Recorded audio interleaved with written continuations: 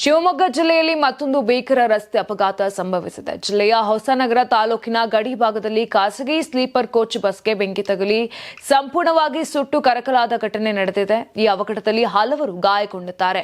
Shri Annapoorneshwari transport ಸಂಸ್ಥೆಗೆ ಸೇರಿದ ಈ ಬಸ್ ಹೊಸನಗರದಿಂದ ಬೆಂಗಳೂರಿಗೆ ಪ್ರಯಾಣಿಸುತ್ತಿತ್ತು.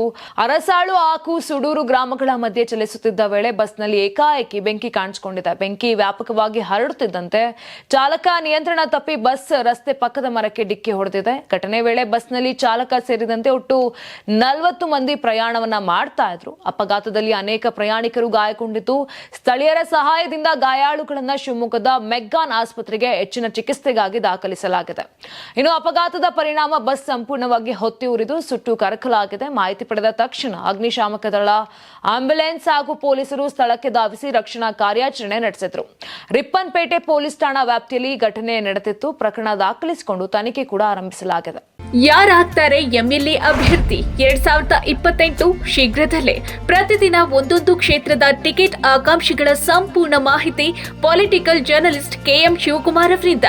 ಕರ್ನಾಟಕದ ನಂಬರ್ 1 ಡಿಜಿಟಲ್ ಮೀಡಿಯಾ ನಿಮ್ಮ ನೆಚ್ಚಿನ ಕರ್ನಾಟಕ ಟಿವಿಯಲ್ಲಿ ಮಾತ್ರ. ನೀವು ಸಣ್ಣ ಆಗ್ಬೇಕಲ್ವಾ? ಅದು ಒಂದು ಉತ್ತಮ ಆಹಾರದಿಂದ ಸಣ್ಣ ಆಗ್ಬೇಕಲ್ವಾ? ಪ್ರತಿದಿನ ನಮ್ಮ ಜೀನಿ ಸ್ಲಿಮ್ ನ ಯೂಸ್ ಮಾಡಿ ಯಾವುದೇ ಸೈಡ್ ಎಫೆಕ್ಟ್ ಇಲ್ದಂಗೆ ನೀವು ಸಣ್ಣ ಆಗ್ತೀರಾ.